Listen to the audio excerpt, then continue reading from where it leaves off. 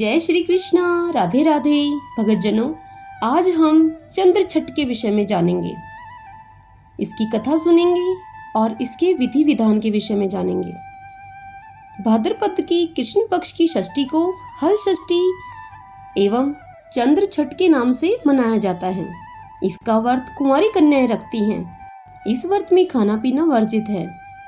आइए इसका विधि विधान जान लेते हैं, किस प्रकार चंद्र छठ का व्रत किया जाए। एक पटरे पर जल का कलश रखते हैं, उस पर रोली छिड़ककर 7 टिक्के काढ़े जाते हैं।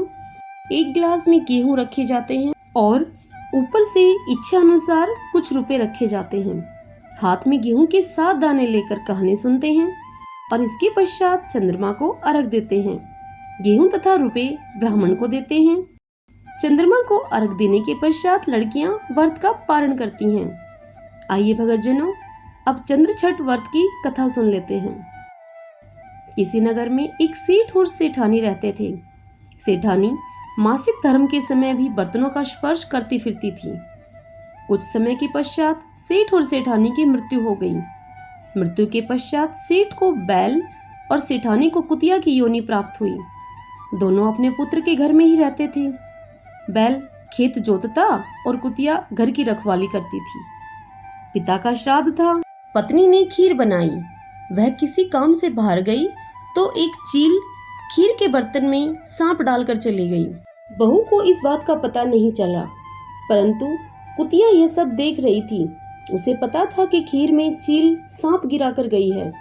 कुतिया ने सोचा कि इस खीर को खाने से ब्राह्मण मर जाएंगे, अतः कुतिया ने खीर के भगोने में मुंह डाल दिया।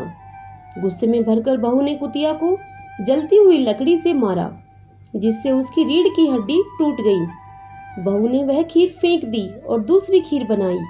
सब ब्राह्मण भोजन करके चले गए, परंतु बहू ने कुतिया को जूठन तक भी नहीं दी। रात होने पर कुतिया और बैल आपस में बातें करने लगे। तब कुतिया बोली कि आज तो तुम्हारा श्राद्ध था, तुम्हें तो खूब खाने को मिला होगा, मुझे तो आज कुछ भी खाने को नहीं मिला, उल्टे मेरे पिटाई और हो गई। उसने उपरोक्त खीर और सांप वाली बात अपने पति बैल को सब बता दी। तब बैल बोला कि आज तो मैं भी भूखा हूँ, कुछ खाने को नहीं मिला। आज तो और दिनों की अपेक्षा काम भी अधिक कराना पड़ा। बेटा और बहू बैल तथा कुतिया की वार्तालाप सुन रहे थे। बेटे ने पंडितों को बुलाकर पूछा कि उसके माता पिता किस योनि में हैं। पंडितों ने बताया कि माता कुतिया की योनि में और उसका बाप बैल की योनि में तुम्हारे घर में ही है। लड़का सारा रहस्य जान गया। उसने अपने माता पिता अर्थात बैल और कुतिया को भरपेट भोजन कराया और पंडितों से उनकी वर्तमान योनि से छूटने का उपाय पूछा। तब पंडितों ने उन्हें परामर्श दिया कि भाद्रपद की कृष्ण पक्ष की षष्ठी को जब कुमारी कन्याएं चंद्रमा को अर्घ देने लगे तो ये दोनों प्राणी यदि अर्घ के नीचे खड़े हो जाएं तो इनको इनकी योनियों से छुटकारा मिल जाएगा।